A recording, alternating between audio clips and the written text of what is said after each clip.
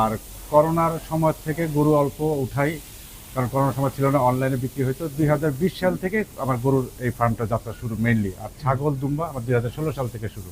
যারা নতুন শুরু করবে তাদের উদ্দেশ্যে একটা বলবো, প্রথমে আপনারা হুজুকে বা কোনো খামার দেখে সে নিজের ইন্টারেস্টের কারণে একবারে বড় করে শুরু করবেন না।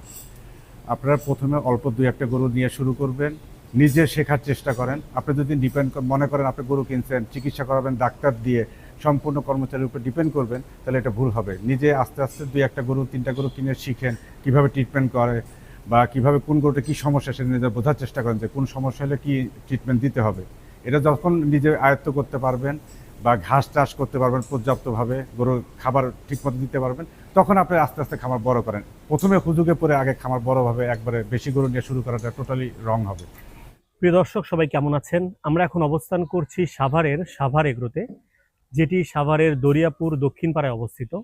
এবং এখন আমরা যে ফার্মটিতে অবস্থান করছি এটি উদ্যোক্তা রুমেল ভাইয়ের খামার। এখানে বিভিন্ন জাতের দুম্বা ভেড়া তো পালন করছেনই, তার পাশাপাশি তিনি এবার কুরবানি ঈদ উপলক্ষেও কিন্তু বেশ কিছু গরু প্রস্তুত করছে। আমরা এখন এই খামারের ভিতরে গিয়ে উদ্যোক্তা রুমেল ভাইয়ের সাথে কথা বলবো এবং জানার চেষ্টা করব এবার ঈদ উপলক্ষে তিনি কি ধরনের গরু প্রস্তুত করছেন, পাশাপাশি তার উদ্যোক্তা হিসাবে তার যে জার্নি সেটা কিভাবে শুরু হয়েছিল, কিভাবে তিনি খামার পরিচালনা করছেন, সব বিষয় কিন্তু আমি আপনাদেরকে জানাবো। তাই আপনারা অবশ্যই আমাদের আজকের ভিডিওটি শেষ পর্যন্ত দেখবেন। সাভার এগ্রো ঢাকা জেলার সাভারের একটি অন্যতম সফল গবাদি পশুর খামার। 2016 সালে অনেকটা শখের বশেই এই খামারের যাত্রা শুরু হয়। শুরুতে দুম্বা আর ছাগল পালন দিয়ে এই খামারের যাত্রা শুরু করেন উদ্যোক্তা মোহাম্মদ রুমেল হোসেন। পরবর্তীতে 2020 সাল থেকে করোনাকালীন সময়ে এই খামারে যুক্ত হয় গরু পালন। বর্তমান সাভার এগ্রোতে রয়েছে 80টি গরু আর 40টির মতো দুম্বা আর ছাগল। আজকের ভিডিওতে আমরা উদ্যোক্তা রুমেল হোসেনের সাথে কথা বলে তার এই দীর্ঘদিনের অভিজ্ঞতা এবং তার সফলতার গল্প তো আপনাদেরকে জানাবই, পাশাপাশি এবারের কুরবানি ঈদ উপলক্ষে সাভার এগ্রোতে কী ধরনের প্রস্তুতি রয়েছে সেই বিষয়টিও কিন্তু আপনাদেরকে জানাবো। সাভার এগ্রোর যাত্রা যেহেতু শুরু হয়েছিল দুম্বা এবং ছাগল পালন দিয়ে, তাই আমরা আমাদের আজকের ভিডিওতে এই সাভার এগ্রোতে কী ধরনের দুম্বা পালন করা হচ্ছে সেই বিষয়টিও কিন্তু আপনাদেরকে জানাবো। আর উদ্যোক্তা রুমেল হোসেন আমাকে বলেছিলেন তার খামারে রয়েছে টার্কিশ দুম্বা, রয়েছে আফ্রিকান পার্সিয়ান জাতের দুম্বা। দুম্বা পালন নিয়ে তার অভিজ্ঞতা এবং বাংলাদেশের আবহাওয়ায় কোন ধরনের দুম্বা পালন বেশি লাভজনক সেই বিষয়টিও কিন্তু আমি আপনাদেরকে জানাবো। তাই আপনারা অবশ্যই আমাদের আজকের ভিডিওটি শেষ পর্যন্ত দেখবেন, কারণ আমাদের আজকের ভিডিওটি শুধুমাত্র উদ্যোক্তাদের জন্যই নয়, পাশাপাশি যারা এবারের কুরবানি ঈদ উপলক্ষে সঠিক এবং সুন্দর গরু ক্রয় করতে চান তাদের জন্য সাভার এগ্রো হতে পারে এক নাম্বার পছন্দ। প্রিয় দর্শক, এতক্ষণ আমরা আপনাদেরকে দেখাচ্ছিলাম সাভার এগ্রোতে এবারের কুরবানি ঈদ উপলক্ষে কী ধরনের গরু প্রস্তুত করা হচ্ছে। আর এখন যেহেতু গ্রীষ্মকাল, তাই গ্রীষ্মের দাবাদাহে যখন সারা দেশ পুড়ছে তার তাপ কিন্তু লেগেছে এই গবাদি পশুর গায়েও। তাই এই গরুগুলোকে নিয়মিত গোসল করাতে হয়, কিন্তু বর্তমান সময়ে বিদ্যুতের যে ঘাটতি দেখা দিয়েছে, তাই এই গরুগুলোকে নিয়মিত গোসল করানোও এখন একটা চ্যালেঞ্জ হয়ে গেছে। তবু সাভার এগ্রোর কর্মীরা চেষ্টা করছে এই গরুগুলোকে নিয়মিত গোসল করাতে এবং তাদের পরিচর্যায় তারা অতিরিক্ত সময় ব্যয় করছে। প্রিয় দর্শক, আমরা এখন কথা বলবো সাভার এগ্রোর উদ্যোক্তা মোহাম্মদ রুমেল হোসেনের সাথে। আপনারা অবশ্যই তার কথাগুলো শেষ পর্যন্ত শুনবেন। ভাই, আপনার খামারে কোন জাতের দুম্বাগুলো রয়েছে? এখানে দুই ধরনের দুম্বা আছে, টার্কি দুম্বা যেগুলো সাদা বড়গুলো, আর আফ্রিকান পার্সিয়ান দুম্বা। দুই ধরনের দুম্বা আছে। দুই ধরনের। তাহলে আমরা এই যে বড় যে সাইজের গুলো দেখতেছি এগুলো হচ্ছে টার্কি দুম্বা। টার্কি না?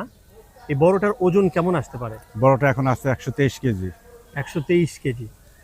আর এই পাশে যে দুম্বাটা দেখছি, যেটা হচ্ছে ওর মানে গলার এখানে একটা, এগুলো আফ্রিকান পার্সিয়ান দুম্বা।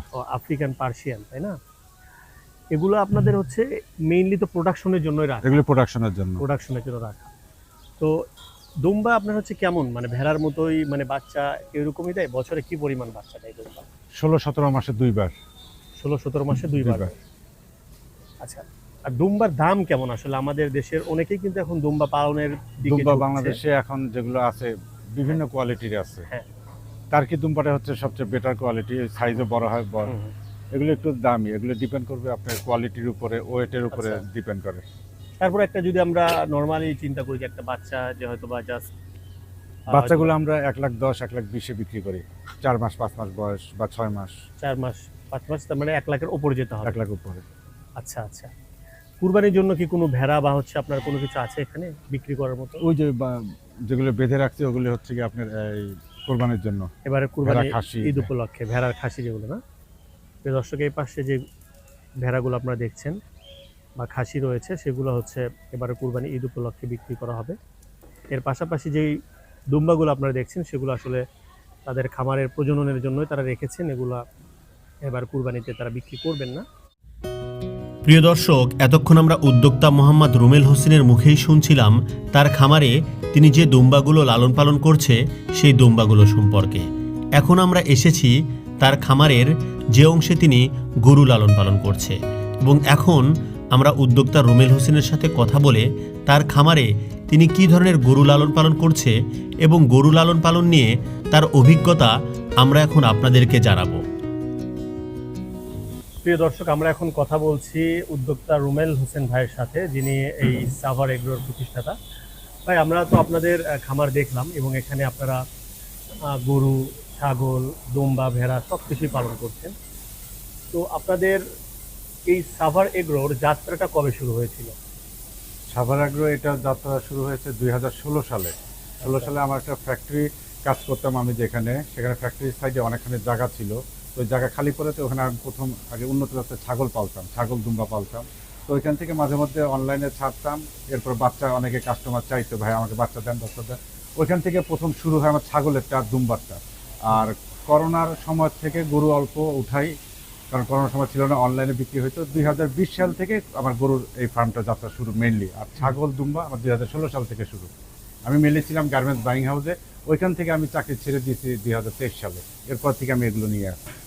আচ্ছা, এবারে আপনাদের খামারে এর সামনে যেহেতু কুরবানির ঈদ, সেই কুরবানি ঈদ উপলক্ষে আপনারা কত গরু প্রস্তুত করছেন? এখন পর্যন্ত আমার এই সেল সেন্টারে আছে 80টা গরু আছে, আরও কিছু গরু আছে আমাদের ঢাকার বাইরে যে সেটা আছে, ওইখানে অল্প কিছু। এগুলি এখানে সেল যখন পুরোদমে শুরু হয়ে যাবে, সেল কিছুটা শেষ পর্যায়ে গেলে ওই গরুগুলো আসবে। আচ্ছা, তো এখন যে গরুগুলো রয়েছে আপনাদের এখানে সেগুলো আসলে কোন জাতের বা কেমন বয়স একটু আমাদেরকে বলেন। এখানে আপনার শাহিওয়াল আছে, মেনলি সব বেশিরভাগই দেশি গরু। দেশি গরু শাহিওয়াল আছে, পাকিস্তানের রাত্রি শাহিওয়াল আছে, পাকড়া গরু, মীর কাদিম হাসা গরু আছে। আচ্ছা। ক্রস গরু খুব কমই আছে। এবং বয়সের ক্ষেত্রে? বয়স এখানে বেশিরভাগ 80% আপনার 2 দাঁত, 2 দাঁত, মানে যেটাকে 25 মাস বা 30 মাস বয়স বলে। আর অল্প কিছু আছে ধরেন 4 দাঁত 6 দাঁত এরকম। আচ্ছা, তো ওই গরুগুলোকে আপনারা কি ধরনের খাবার খাওয়াচ্ছেন বা কি ধরনের পরিচর্যায় রাখেন? আমাদের ঘাস খাওয়াচ্ছে, ন্যাচারাল যে ঘাসটা আছে ঘাস খাওয়াচ্ছে, আর 2 বেলা খড় আর দানাদার ভুসি মিক্স করে খাওয়ানো হচ্ছে। কুরবানি ঈদের তো এখনো বেশ কিছু সময় বাকি রয়েছে। এখন পর্যন্ত আপনার খামারের কেমন সংখ্যক গরু বিক্রি হয়েছে? মোটামুটি 40% গরু। এগুলো যারা রেগুলার কাস্টমার আছে আমাদের, এগুলো রোজার সময় থেকেই বুকিং শুরু হয়। ওই যারা পুরাতন কাস্টমার আছে তারা আস্তে আস্তে আসতেছে। আচ্ছা, আপনি গরুগুলো কি হচ্ছে ওয়েটে বিক্রি করতেছেন নাকি হচ্ছে ঠিকায়? ওয়েট ঠিক দুইটাই করতেছে, যে যেটা স্বাচ্ছন্দ্য বোধ করে। যে যেটা স্বাচ্ছন্দ্য বোধ করে, তাই না? তো চলুন আমরা একটু আপনার খামারের কিছু গরু দেখি। যদিও খুবই গরম এবং ইলেকট্রিসিটি খুব অ্যাভেলেবল না, যার কারণে আমরা চাচ্ছি যে আপনাদেরকে একটু ওভারঅল আমার দর্শকদেরকে একটু দেখানোর জন্য। আসেন। যেহেতু আপনার খামারের গরুগুলো সত্যি খুবই সুন্দর, যেমন কালার বা আমি যদি বয়স বা যে জাতের কথা বলি, এগুলো হচ্ছে এইদিকে পাকড়া, যেগুলো পাকড়া রয়েছে, জাতের গরু। পাকড়া না? পাকড়া। আর উপরে সামনে যেগুলো যেগুলো আছে এগুলো শাহিওয়াল, শাহিওয়াল জাতের গরু। শাহিওয়াল না? শাহিওয়াল। আচ্ছা, এগুলোর ওজন কেমন আসবে? এটা যেমন আছে ঈদ পর্যন্ত এটা 550 কেজি প্লাস হবে। 550 কেজি প্লাস। এটা 500-র উপরে আছে এখন। 500-র উপরে। এটাও 500-র উপরে। আচ্ছা এটাও 500-র উপরে। আচ্ছা। এটা যেটা শুয়ে আছে এটা 450। হ্যাঁ, এটা 450। এগুলো আছে আপনার ধরেন 420 30, ঈদ পর্যন্ত হয়তো বা 450 হবে। আচ্ছা। আর এই লাইনে যেগুলো আছে এগুলো ঈদ পর্যন্ত 400 প্লাস হবে। তো এই দুই পাশে যে গরুগুলো আমরা দেখছি সেগুলোর মানে লাইভ ওয়েটে আসলে এগুলো কেমন দামে আসবে? এই লাইনে যেগুলো আছে এগুলো আমরা বিক্রি করতেছি 525 থেকে 30 টাকার ভিতরে। অর্থাৎ ওজন কেমন যেগুলো? ওজন আমাদের এখানে হচ্ছে 250 কেজি পর্যন্ত ঠিকা দামে নিতে হবে। 250 কেজি পর থেকে 400 পর্যন্ত আমরা দিচ্ছি 530, 25 এরকম। আর 400 ওভার হয়ে গেলে আরো 10 টাকা করে প্লাস হবে। আর পাকড়াগুলো দিচ্ছি 540 টাকা করে লাইভ ওয়েট। আচ্ছা, এই পাশে যে পাকড়াগুলো রয়েছে, এই পাশে পাকড়াগুলো। আচ্ছা, আর আমরা ওইদিকে যে হাসা মিরকাদিম আছে ওগুলো ঠিকা দামে নিতে হবে, ওগুলো কোনো ওয়েটে আসবে না। ঠিক আছে, তাই না? আচ্ছা, এখানে পাকড়া রয়েছে না, এই পাকড়াগুলো কেমন দাম বলছেন? 540 লাইভ ওয়েট। 540 live weight. প্রিয় দর্শক, এখানে যে পাকড়া গরুগুলো রয়েছে এগুলো রুমেল ভাই বলছেন যে এগুলো ঠিকা হচ্ছে 540। এগুলোর ওজন কেমন আসবে রুমেল ভাই? এগুলো ঈদ পর্যন্ত 380 থেকে 400 কেজি। 380 থেকে 400 কেজি, তাই না? বয়সের ক্ষেত্রে কেমন বয়স? সব 2 দাঁত। সব 2 দাঁত, মানে কুরবানির জন্য একদম পারফেক্ট, Perfect। তাই না? আচ্ছা, এখানে আমরা কি এগুলো- এই পাশে এগুলো- আমরা কিছু ভুট্টি দেখছি, তাই না? ভুট্টি এখানে 3টা আছে। আর আচ্ছা, এগুলো এগুলো কি আমাদের দেশি দেশাল? দেশাল। দেশাল, প্রিয় দর্শক দেখুন, দেশাল হলো খুব মানে ছোট সাইজের মধ্যে এবং দেখতে খুবই সুন্দর, যেগুলো হচ্ছে কুরবানির জন্য আমাদের অনেকেরই পছন্দ থাকে। এবং এখানে রয়েছে ভুট্টি। এবার আমি দেখছি যে অধিকাংশ ভুট্টি। খামারেই সবাই এরকম ভুট্টি গরু রাখছে। এই ভুট্টি গরুর বিশেষত্ব কি রুমেল ভাই? ভুট্টি গরু আসলে কারা পছন্দ করে বা এগুলোর দাম কেমন, এটা নিয়ে আসলে ভুট্টি গরু মেইনলি শৌখিন। হুম, হুম, এটা যদি আপনি দামের সাথে মাংস হিসাব করেন হবে না। হুম, হুম। এটা শৌখিনতা। ভুট্টি গরুর মাংসটা অন্যান্য গরুর টেস্ট একটু আলাদা। টেস্ট কি একটু ভালো? আলাদা।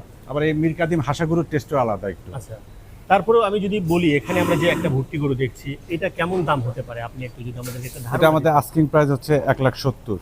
1,70,000, তাই না? এখানে লাল রঙের একটা ভুট্টি দেখছি, এটা সত্যি আমার মানে খুবই ভালো লাগছে। এটা কেমন দাম হতে পারে ভাই? খুবই ছোট্ট, মানে একটা এটা ছাগলের 1 লাখ। 1 লাখ না? জি।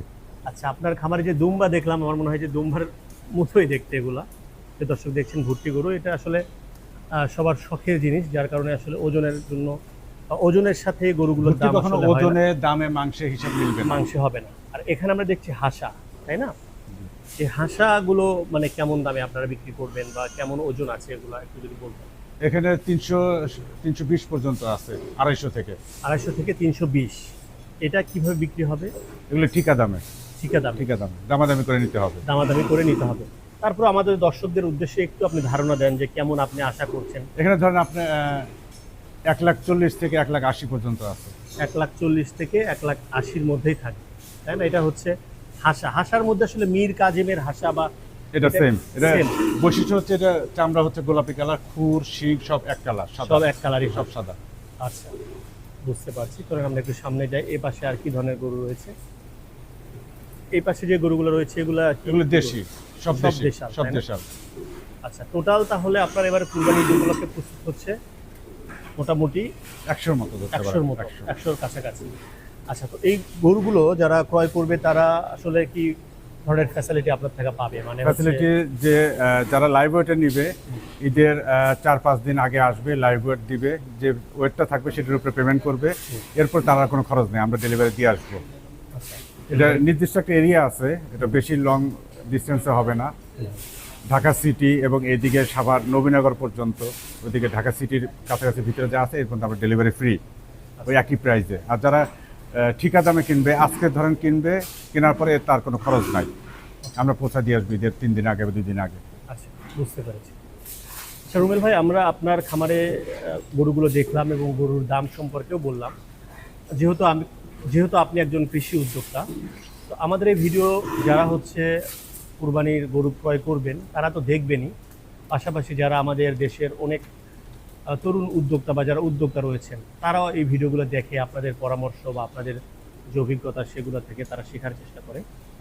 তো আমাদের দেশের যারা উদ্যোক্তা রয়েছে বা বিশেষ করে যারা হচ্ছে তরুণ উদ্যোক্তারা, তাদের উদ্দেশ্যে আপনি যদি কিছু বলতেন আপনার অভিজ্ঞতা থেকে, যে তারা কিভাবে খামার পরিচালনা করবে বা কিভাবে তারা এই সেক্টরে সফল হতে পারবে, আপনার অভিজ্ঞতাটা যদি একটু আমাদের সাথে শেয়ার করতেন। যারা নতুন শুরু করবে তাদের উদ্দেশ্যে একটা বলবো, প্রথমে আপনারা হুজুকে বা কোনো খামার দেখে এসে নিজের ইন্টারেস্টের কারণে একবারে বড় করে শুরু করবেন না।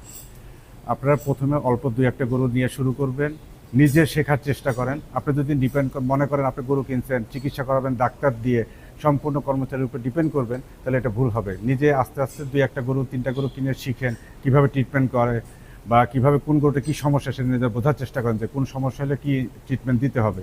এটা যখন নিজে আয়ত্ত করতে পারবেন বা ঘাস চাষ করতে পারবেন পর্যাপ্তভাবে, গরুর খাবার ঠিকমতো দিতে পারবেন, তখন আপনি আস্তে আস্তে খামার বড় করেন। প্রথমে হুজুগে পরে আগে খামার বড়ভাবে একবারে বেশি গরু নিয়ে শুরু করাটা টোটালি রং হবে।